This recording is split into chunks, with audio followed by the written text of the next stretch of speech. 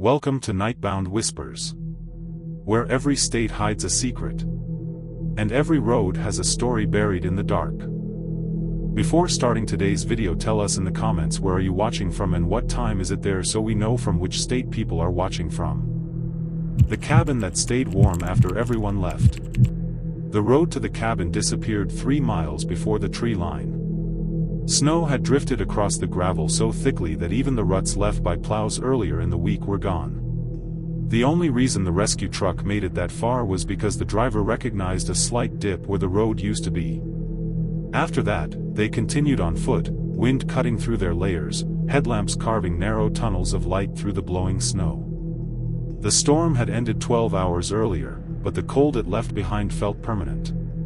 Temperatures had dropped to nearly 30 below, the kind of cold that made metal sting and lungs ache. Nothing should have survived long in it without shelter.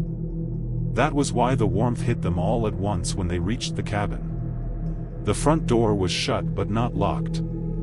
Ice clung to the handle. One of the rescuers leaned his weight into it, expecting resistance. Instead, the door swung inward easily, and a wave of warm air rolled out into the night. It wasn't subtle. It was immediate and shocking, like stepping into a heated building after hours in the cold. They froze on the threshold. Warmth meant life. Or it meant something very wrong. Inside, the cabin looked untouched. A single-story structure with rough wooden walls, a small living area, and 2 bedrooms branching off a narrow hallway. The lights were on. Every bulb glowed steadily, unaffected by the power outage that had knocked out electricity across the county days earlier. The fireplace was cold.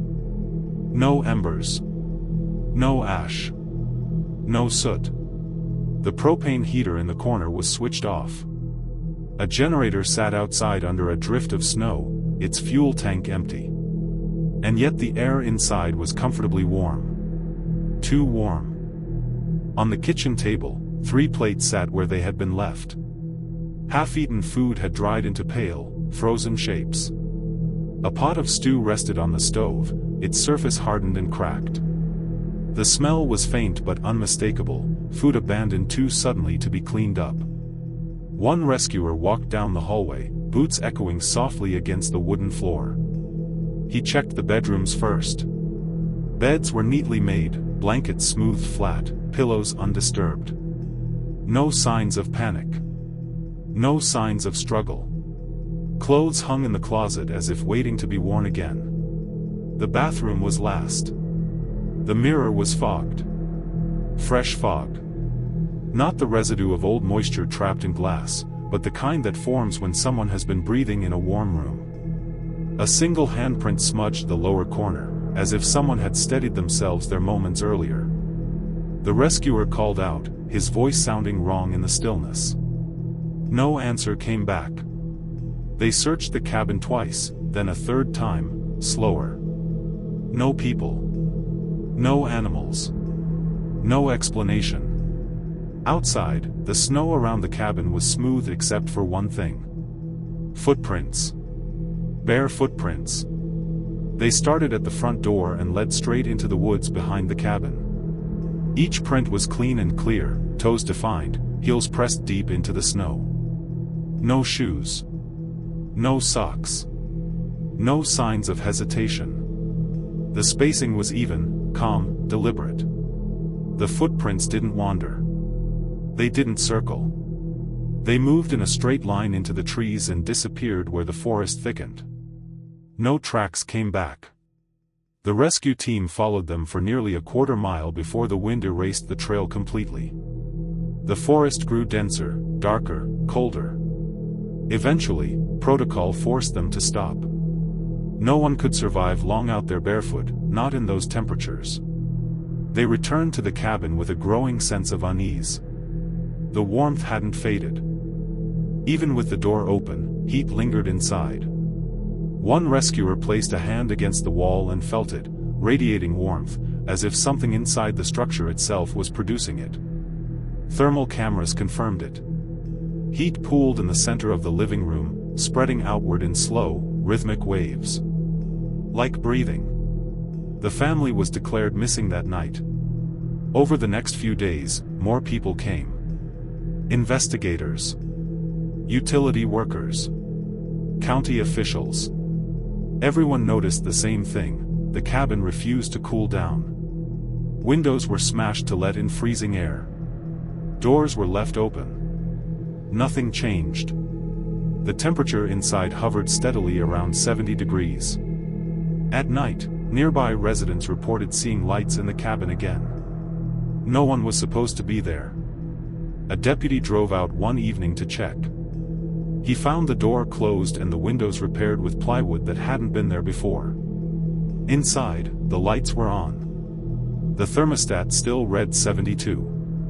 When he left, the door was open behind him. 2 weeks later, a hunter found something deeper in the woods. A single jacket hanging from a tree branch. It belonged to the teenage son. The fabric was stiff with frost, but the inside lining was warm when touched, as if it had been removed moments earlier. There were no other signs. No remains. No struggle. Just absence. The cabin was eventually sealed and condemned. Officials called it unsafe due to structural concerns, though no report ever explained what those concerns were. The road was blocked. Signs were posted warning people to stay away. But winter has a way of erasing boundaries.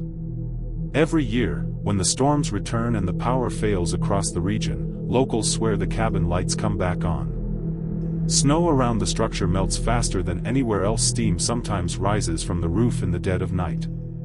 And every so often after a fresh snowfall, barefoot footprints appear again. They always lead into the woods. And they never come back. Footprints that appeared during the blizzard. The blizzard began just after sunset, the kind that arrives without warning and doesn't care how prepared you think you are. Snow came down sideways, thick and fast, erasing the road almost immediately. By the time the county issued the travel ban, it was already too late for anyone caught outside. Visibility dropped to nothing. Wind howled hard enough to shake windows and bend trees until their branches snapped under the weight of ice. The town of Red Hollow had seen storms before, but this one felt different. The temperature dropped faster than expected, plunging well below zero within hours. Power lines went down one by one. Cell service vanished. By midnight, the town was completely isolated, sealed off by white and wind.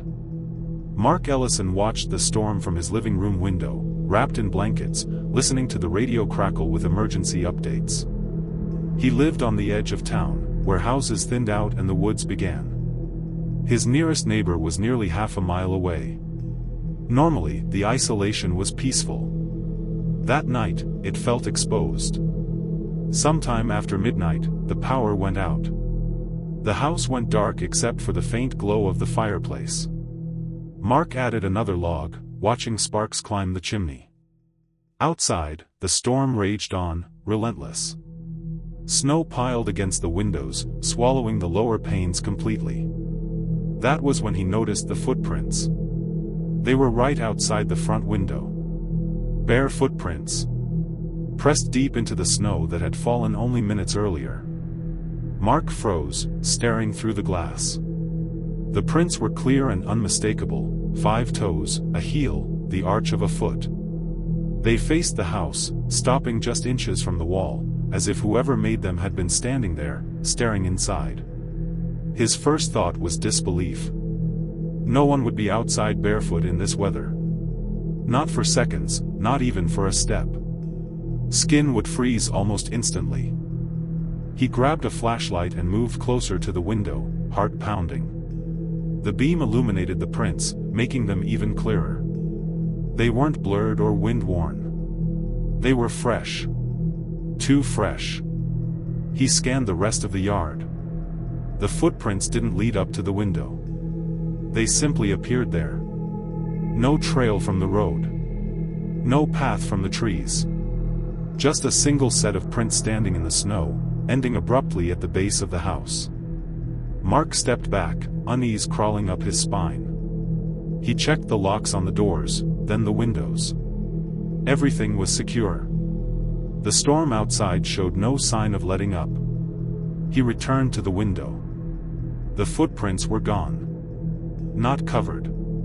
Not drifted over. Gone. The snow beneath them was smooth again, untouched. Mark stood there for a long time, listening to the wind scream through the trees. He told himself the storm had shifted, blown snow across them faster than he realized. The explanation felt thin, but it was all he had. He went back to the fireplace and tried to sleep. Sometime later, a sound woke him. A soft crunch. Slow. Deliberate. He sat up, listening. Crunch. Crunch. The sound came from outside, close. Too close. Mark grabbed the flashlight again and crept back to the window. His breath caught in his throat. The footprints were back. This time, there were more. They circled the house. Bare footprints traced a careful path around the structure, stopping beneath every window, every door.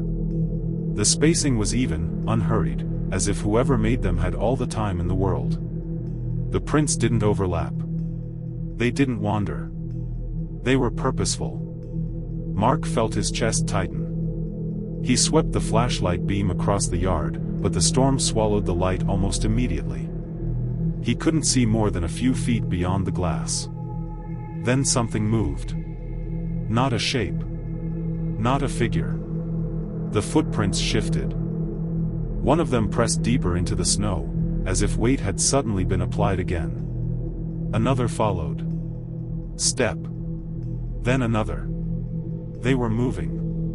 Mark stumbled back, heart hammering. The prints advanced toward the door, one by one, appearing as if pressed by invisible feet. Snow compressed beneath them, leaving fresh impressions. He backed away until he hit the wall. The footprints stopped directly outside the front door. Silence followed. No knocking. No rattling of the handle.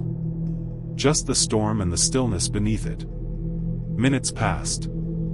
Then the footprints began to fade, not covered by snow, but lifting, as if something had stepped away from the ground entirely. One by one, they vanished, leaving no trace.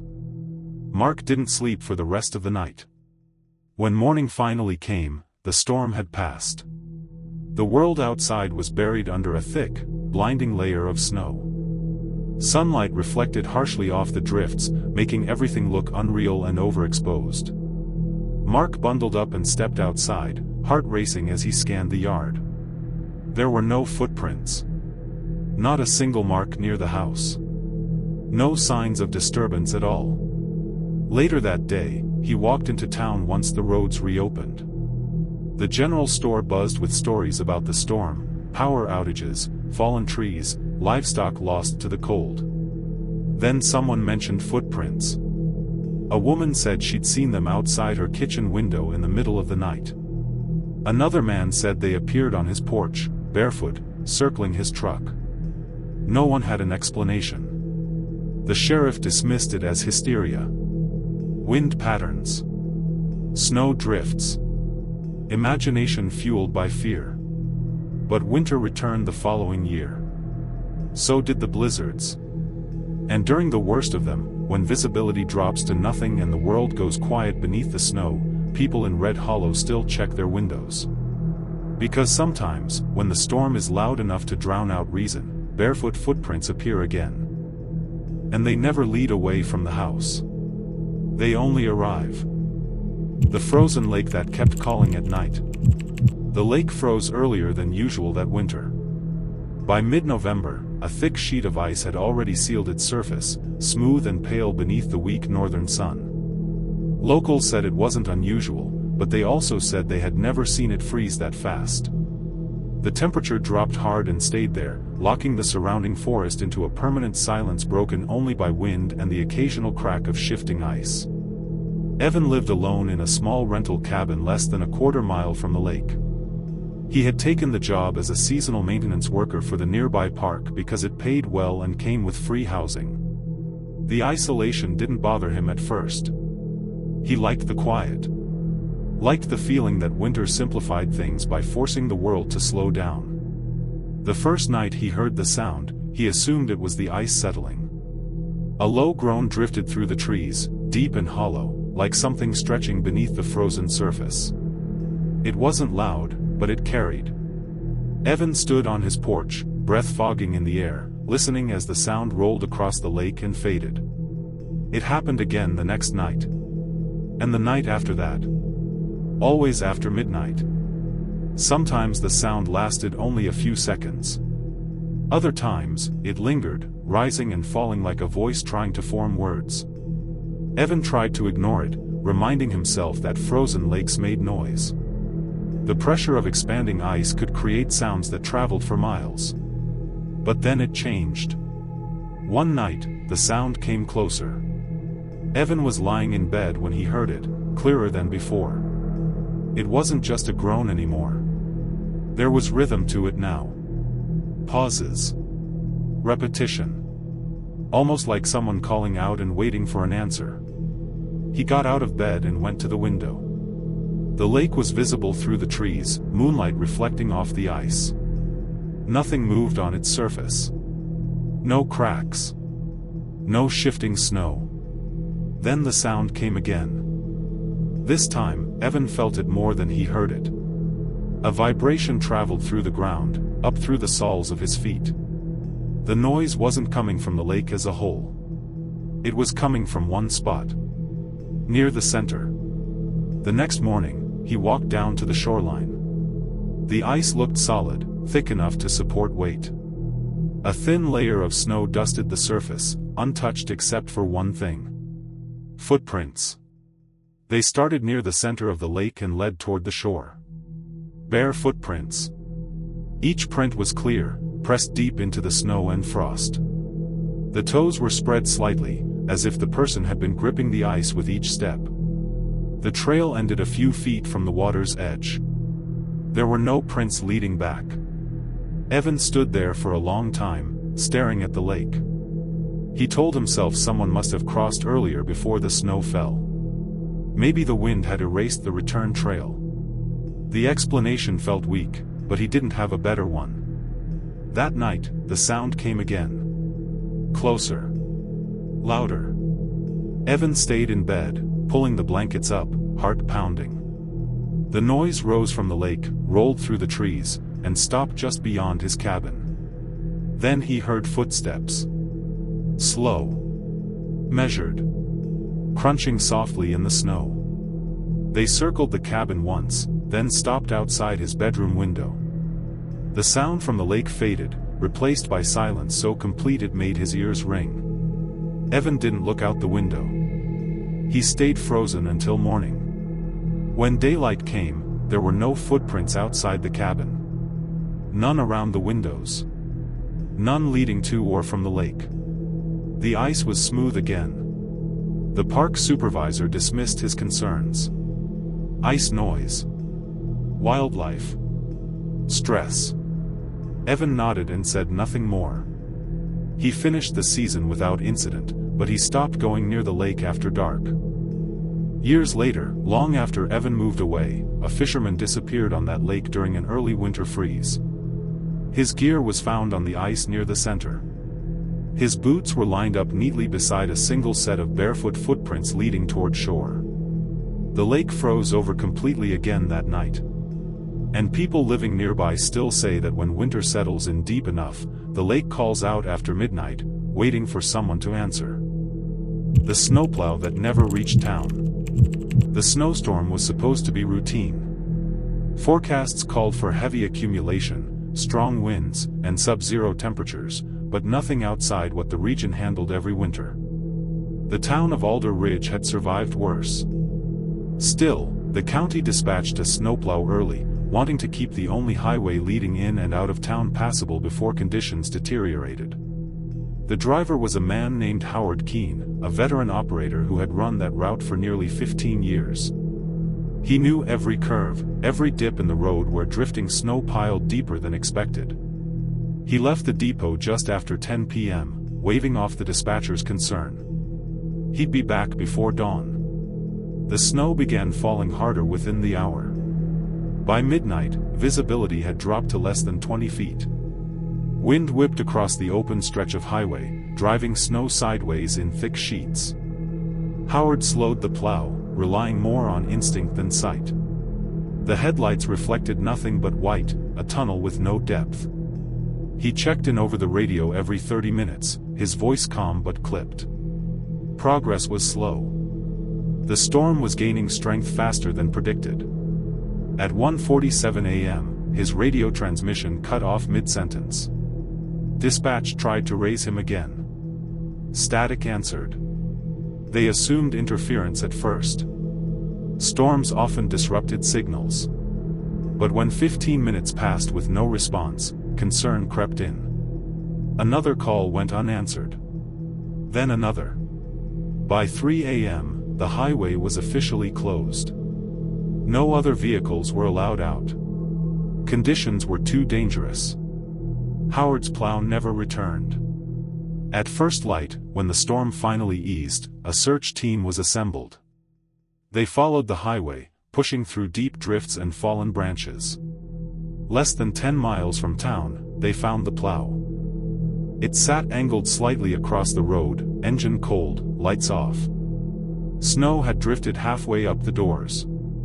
From the outside, it looked like it had simply been abandoned. The driver's door was open. Inside, everything was intact. Howard's gloves lay on the seat. His thermos was wedged between the console and the door. The radio was still on, humming softly with static. There were no signs of a struggle. No blood. No damage. And no footprints leading away. Searchers fanned out into the surrounding forest, but the snow told a confusing story. There were no tracks anywhere near the plow, not from boots, not from animals. It was as if Howard had vanished straight into the air. Then one of the searchers noticed something odd. A single line in the snow. It wasn't a footprint or a tire track. It was a narrow groove, pressed into the surface, running parallel to the road for several yards before disappearing beneath a drift. It looked almost like something had been dragged. No one could explain it. Howard was declared missing. Eventually, presumed dead. The official report blamed disorientation, exposure, and extreme weather. His body was never found. The highway reopened weeks later, but something about that stretch felt wrong. Drivers reported radios cutting out at the same mile marker where the plow was found. Others said they saw headlights in the storm ahead, moving slowly, only to vanish when approached. The following winter, during another severe storm, a new plow was sent out on the same route. The driver, younger and less experienced, made it halfway before his radio crackled to life. Dispatch heard his voice clearly. He said someone was standing in the road. He described a figure ahead, barely visible through the snow, wearing heavy gear, face obscured by frost and shadow. The figure wasn't moving. Just standing there. Dispatch told him to stop and turn around. There was a long pause. Then the driver said the figure was gone. His final transmission came minutes later. "It's behind me now," he said quietly. The radio went dead. The plow was found the next morning, stalled at the roadside. The driver was still inside, alive but shaken, unable to explain what he'd seen. He quit the job that day and left town before winter ended. Since then, the highway closes earlier each year during storms. No one plows it after midnight. Locals say that when the wind howls just right, you can still hear an engine pushing through the snow long after the road has been shut down. And sometimes, if you listen closely, the radio crackles, waiting for someone to answer. Something lived under the abandoned ski lodge. The ski lodge had been closed for nearly a decade, but winter still treated it like it was alive. Snow drifted differently around the building than it did anywhere else on the mountain, piling high against the outer walls while leaving strange, shallow channels near the foundation, as if heat were rising from below. Locals noticed it every year and avoided the place without ever agreeing on why. Officially, the lodge shut down after a series of financial failures and a fatal accident on the slopes. Unofficially, people said it never felt empty afterward.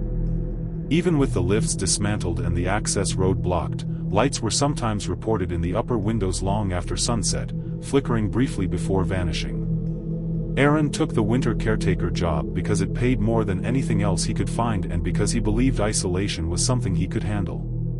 He had worked seasonal jobs before: fire lookout towers, trail maintenance, snow removal. Being alone didn't scare him. Being broke did. The contract was simple. Stay on site from December through March. Keep the generator running. Clear snow from the main roof. Report structural damage. No visitors. No overnight guests. The lodge itself was off-limits except for the ground floor and utility rooms.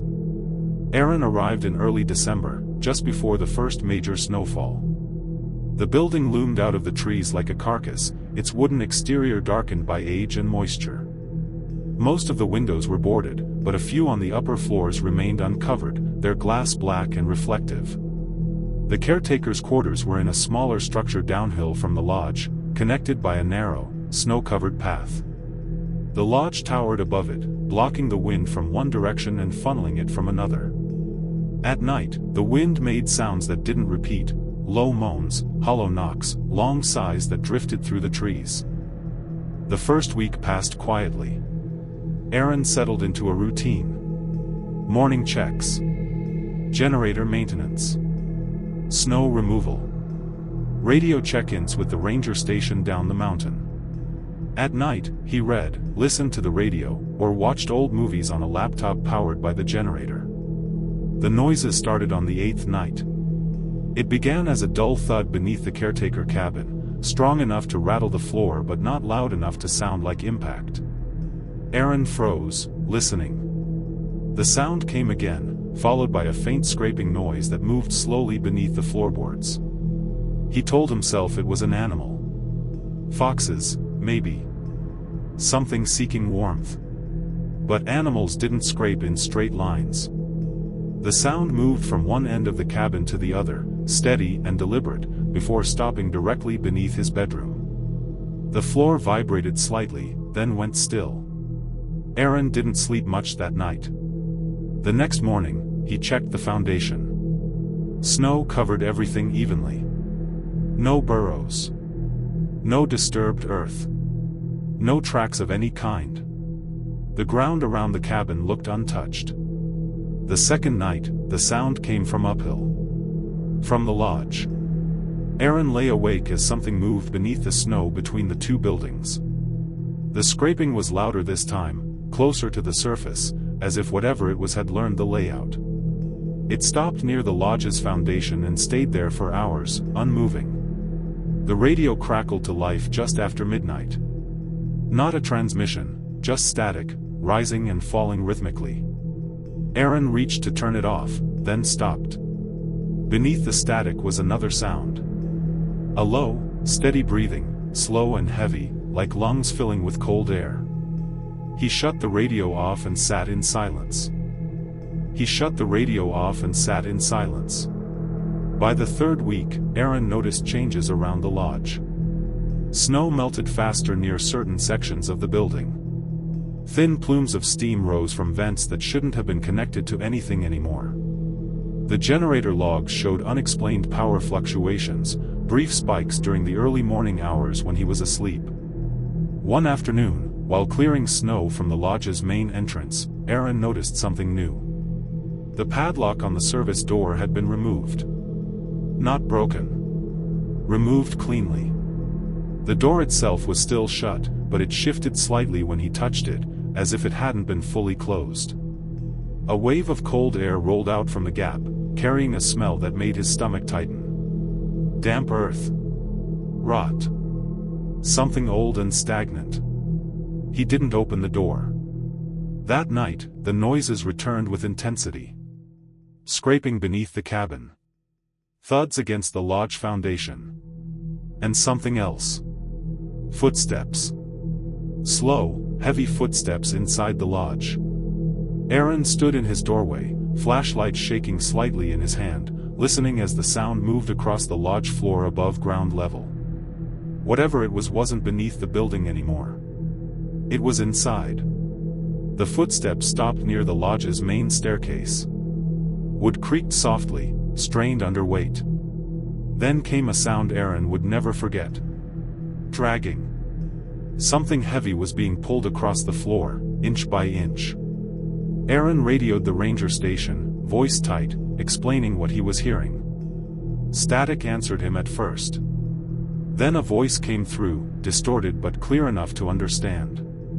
"Stay in your cabin," the ranger said. "Do not approach the lodge." Aaron didn't argue.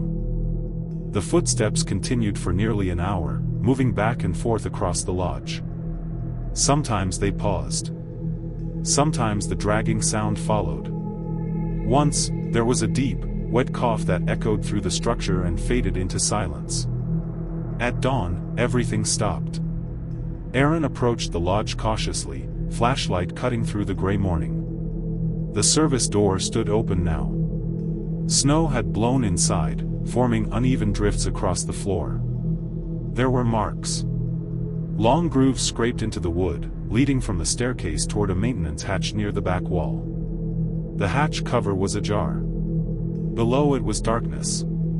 The ranger station arrived later that morning with 2 deputies. They searched the lodge from top to bottom. No one was found. No animals. No signs of recent habitation. But beneath the lodge, in the crawlspace, they found something worse. The ground was disturbed. Deep channels carved through the dirt. Claw marks in the support beams. And signs that something had been living there for a long time, long before Aaron arrived. The job was terminated immediately. The lodge was sealed again.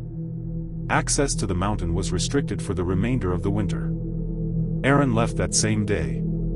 Months later, he received a call from one of the rangers. The crawlspace had collapsed during spring thaw. Whatever had been down there was gone. No remains were found. No explanation given. The lodge remains abandoned. Every winter, snow still melts faster near its foundation. And on certain nights, when the mountain is quiet enough, locals say you can hear something moving beneath the lodge again, scraping slowly through the frozen earth, waiting for the cold to drive someone else inside. The radio emergency that replayed every winter. The emergency broadcast first aired during the coldest winter the region had seen in decades.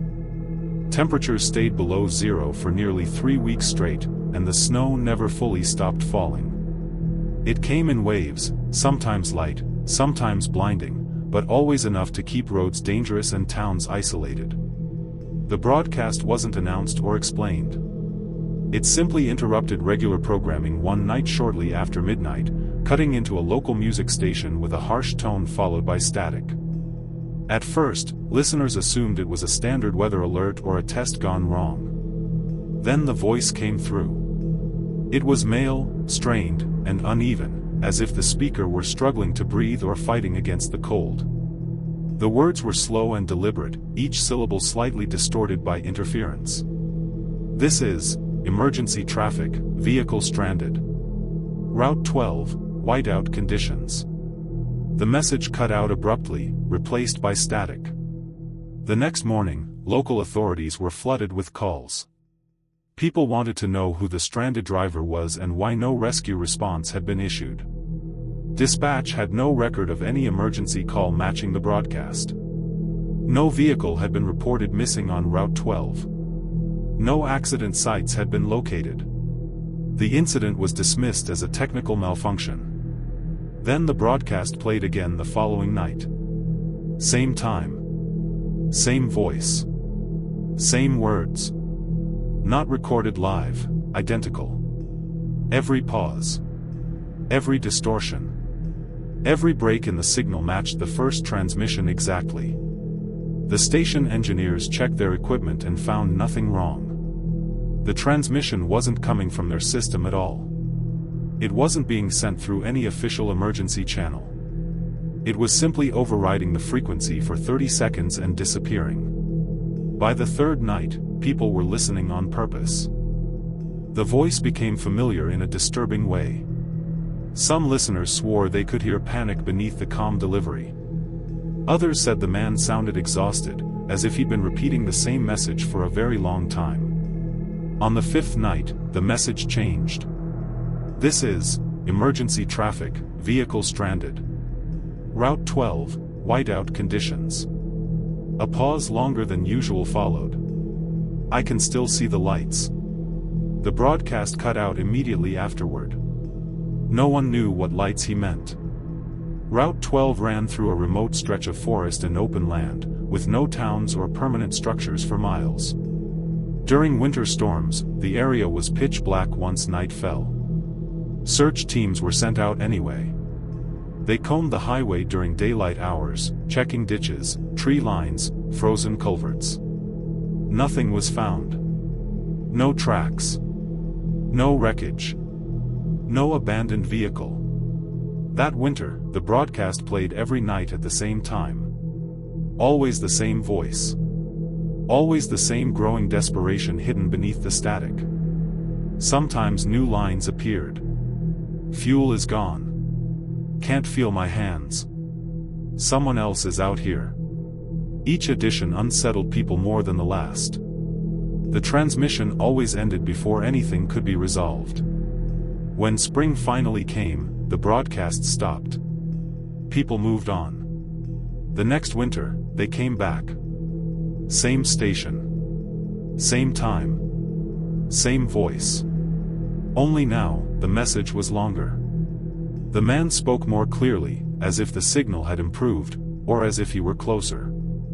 This is emergency traffic. I'm still stranded on Route 12. The storm hasn't stopped. I've been here for days. I keep seeing the lights again. They're closer now. Listeners began to report something else. When the broadcast played, their radios stayed warm long after it ended.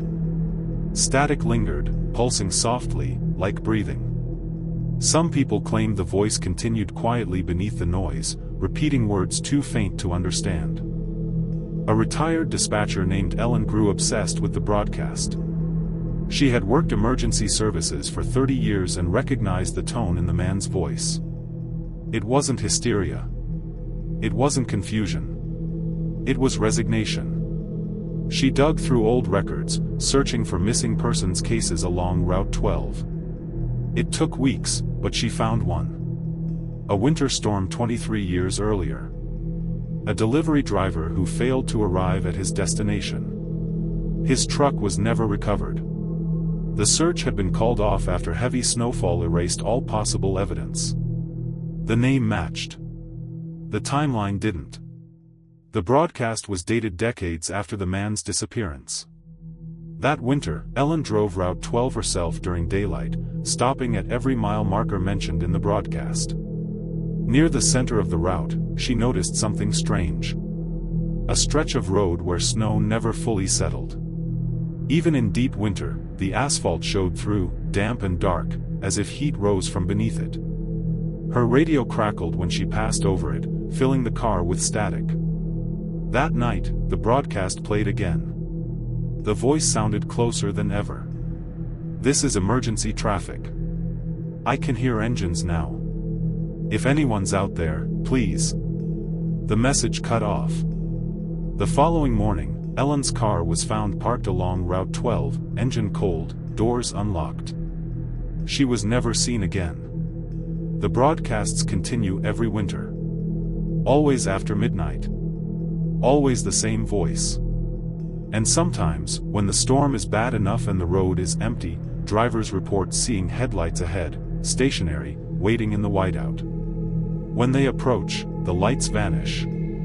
But the radio turns on by itself. And the voice comes through again, still asking for help. The mountain road that closed behind them. The road into Hollow Peak was narrow and winding, carved into the side of the mountain over decades of poor maintenance and rushing rivers that ran beneath it. By late December, snow had begun to pile in drifts along the shoulder, forcing travelers to drive slowly. Signs warned drivers to check weather conditions before attempting the ascent. Locals seldom traveled that way after dark, and visitors were even more cautious. Mark and Jenna ignored the warnings. They were driving back from a remote lodge where they had been celebrating a quiet winter weekend. The storm was forecast to be light, and they assumed the few flakes falling when they left the lodge were inconsequential. But as they wound their way up the ridge, the snow intensified, coming down so fast it nearly hid the edges of the road. Visibility dropped to a few feet. The first time they noticed something unusual, it was subtle. The road behind them had started disappearing into a wall of white. They assumed it was the storm, that the blowing snow simply obscured the tail lights of their own car. But as they continued, the feeling of isolation grew. The snow began to fall in sheets, heavy and relentless, and the road became slippery with packed ice. "Maybe we should turn around," Jenna said, voice tight. "It's getting worse." Mark shook his head. "We're almost at the summit. If we turn now, we risk sliding down the hill." He kept the car steady, tires crunching on the packed snow, careful to avoid the edge that dropped sharply into the valley. The wind howled around the cliffs, and small avalanches of snow slid off the trees beside them. They reached a narrow section where the road curved sharply. Mark slowed almost to a stop, gripping the wheel. That's when they realized the tail lights they thought were theirs, the faint red glow behind them, had disappeared completely. No reflection, no glimmer in the snow, nothing. "I told you," Jenna whispered. Her breath fogged inside the car. "No one's back there." Mark laughed nervously. "It's the snow. That's all." The storm intensified. Visibility dropped below 10 feet. Mark kept the headlights on high, scanning for the reflective markers along the edge of the road. But the markers, once bright orange, were dulled under a thick layer of ice and snow. It was as if the road itself had vanished. Then they saw the first footprints. Faint, shallow impressions in the fresh snow, leading from the side of the road into the woods. They were human-sized, bare, and spaced unnaturally. Mark slowed the car. "Someone's out there," he said. "Walking in the storm?" Jenna shivered. "No one should survive out there for more than 10 minutes. They continued, uneasily, the headlights illuminating the white track alongside them. The footprint stopped abruptly at the edge of the road, as if whoever had left them vanished into thin air. Mark gripped the wheel tighter. "It's probably animals. Deer, maybe. Tracks look human, but..." A figure appeared on the road. Tall. Dark. Motionless. Standing dead center. The snowstorm whipped around it, but it didn't move. No footprints led up to it. The headlights swept across it, reflecting off wet eyes, or maybe just ice catching the light. Mark slammed the brakes. The car skidded, tires screeching against the ice. The figure didn't move. It didn't blink. It simply stood there, perfectly still, staring. Jenna pressed herself into the seat, whispering, "Turn around. Turn around now." Mark turned the wheel, trying to reverse, but the car fishtailed. Snow buried the road behind them even faster than they could move. Every attempt to back up ended with tires spinning uselessly in deep drifts.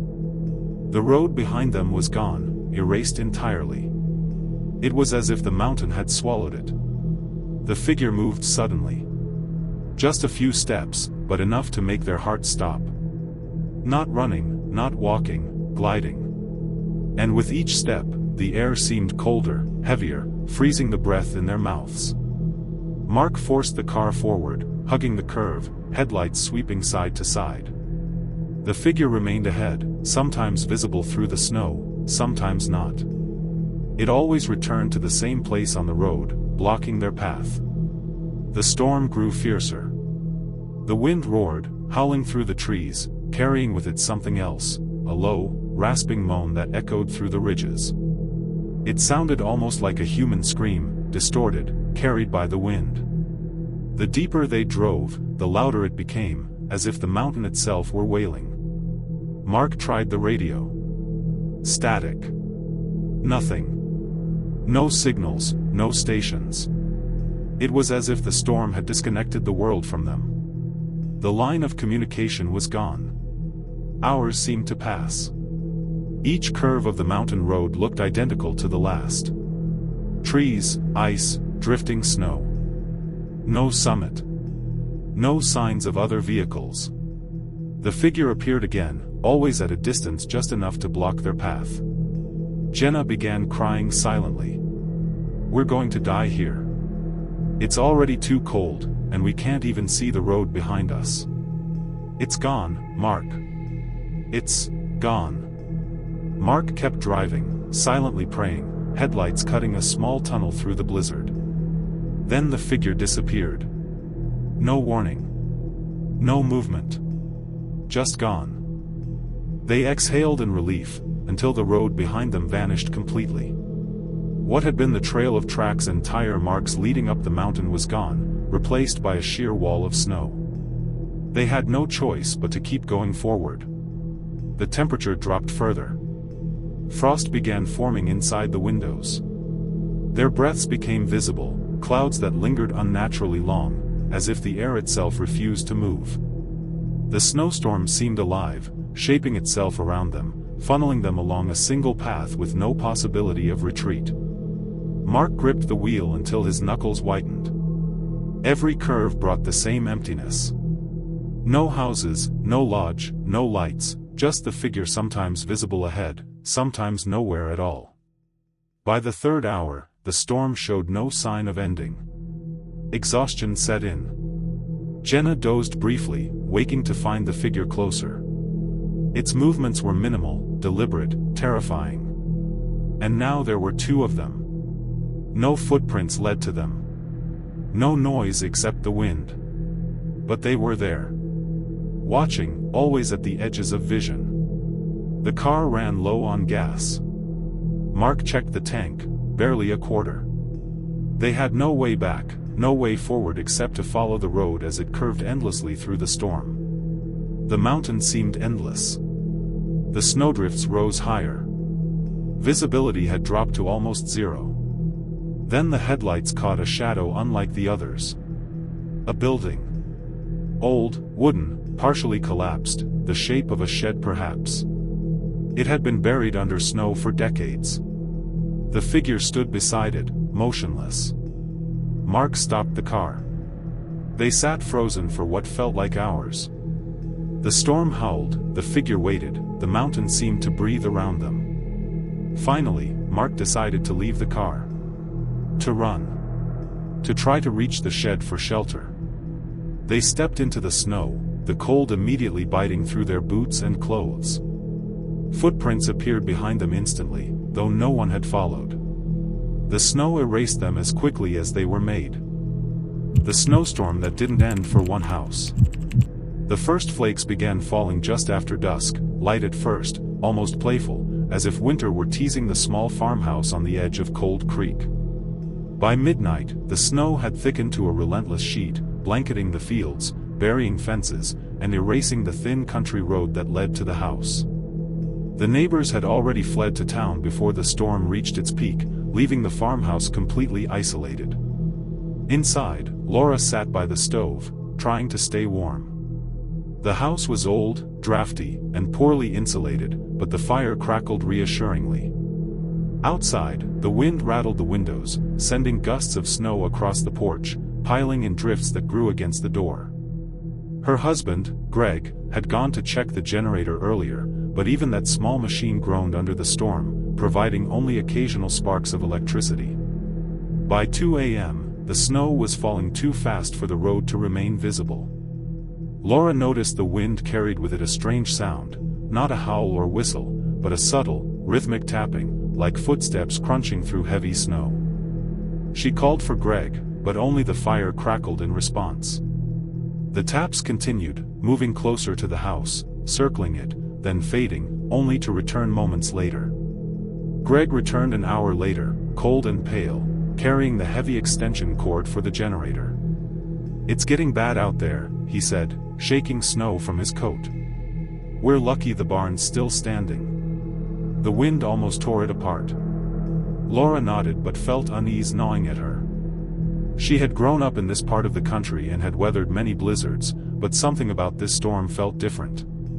The air had weight, thick and pressing, and even the snowflakes seemed deliberate, falling in precise patterns, almost like someone was arranging them. As the night deepened, the storm didn't let up.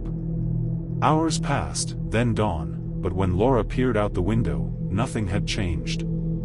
The drifts remained the same height. The road outside was still invisible.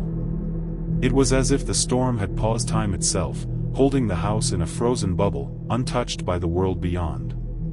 Around mid-morning, the knocking began. It was soft at first, barely audible over the wind. Tap, tap, tap, on the front door. Laura froze, heart racing. She knew no one could have reached the house in this weather. The snow outside was at least 3 feet deep, and the nearest neighbor was miles away. Greg approached cautiously, carrying a flashlight. Probably a tree branch, he suggested, though his voice lacked conviction. He opened the door a crack, shining the beam into the blizzard, but nothing was there. Just white, endless snow, blowing like a river of ice. They tried to ignore it. But the knocking persisted, now accompanied by a soft whispering. Words were indistinct, but it was clear someone, or something, was speaking. The voice seemed to come from all directions, inside and outside the house, blending with the roar of the storm. By evening, the house felt smaller, constricted. Every shadow seemed too long, every floorboard groan amplified. The storm didn't stop, it couldn't. The snow continued to pile around the house, climbing higher along the walls, as if trying to bury it completely. The taps at the door became more insistent, faster, almost impatient. Greg checked the windows. All were frozen solid. The snow had piled in unnatural formations against them, leaning toward the house in strange curves, like frozen arms. When he pressed his hand against the glass, he felt a faint vibration, as if the snow itself were alive, pressing inward. The whispers became clearer. Now, Laura could make out words. "Let us in, we are cold, we are alone." Neither of them had any rational explanation. There were no animals large enough to make those sounds, no humans could have traveled through this storm. And yet, the words were human, pleading, desperate. By midnight, the situation escalated. The taps and whispers intensified, now sounding like dozens of people surrounding the house. The windows shivered under the pressure of the wind, though outside, the snow appeared undisturbed except for the drifts themselves. The power flickered despite the generator, plunging them into darkness intermittently. Laura tried to call for help, but the phone lines were dead. The cell signal was non-existent. The storm had cut the house off completely. They were isolated in a white void, the snow piling endlessly, the wind whispering, knocking, demanding. Hours passed. They took turns watching the windows, each drift of snow, each shadow that passed. Every time they looked outside, the house seemed closer to being swallowed entirely. The snow against the walls now reached the window sills, and the taps at the door became synchronized with their own heartbeats. In the small hours of the morning, Greg noticed something alarming. Footprints had appeared in the snow around the house. Bare footprints. Not deep. Not consistent. They appeared on the front porch, leading away and returning in impossible directions, crossing themselves, circling the house in ways that defied logic. The whispers became commands. "Open, let us in, join us." Laura screamed, pounding on the walls, the windows, trying to disrupt the voices. Greg tried to calm her, but he could feel it too now. The air had weight, pressing in, making it hard to breathe. The storm was not a storm anymore.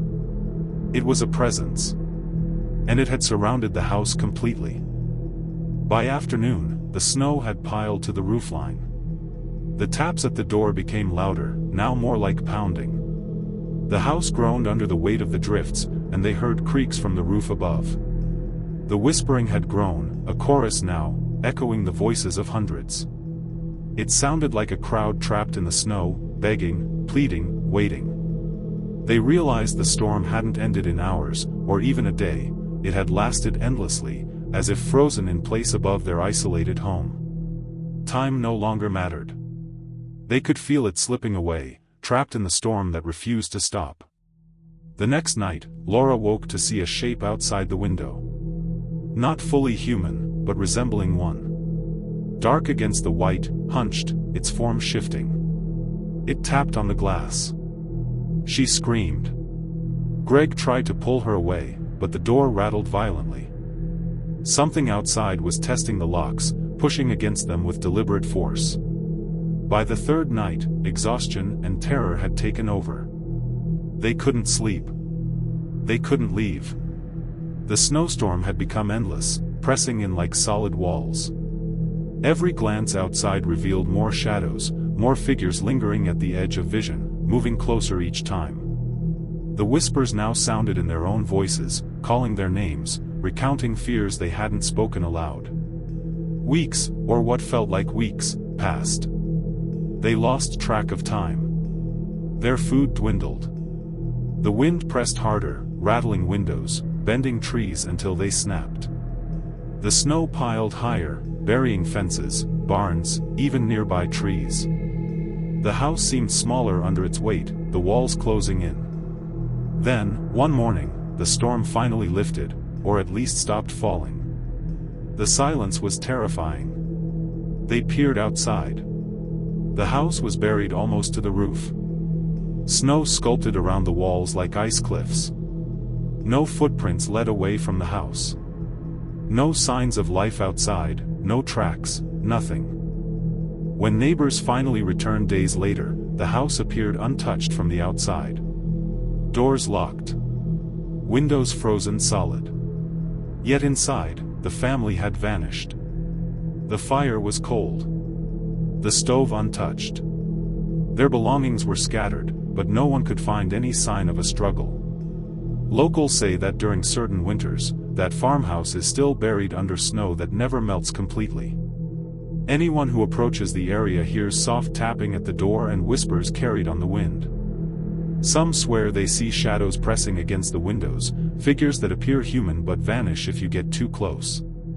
The house remains. Snow piles endlessly against it each year. The storm never truly ends for that one house, and those who live nearby learn quickly. Some places in the winter are never empty, and the storm remembers those who are trapped within it.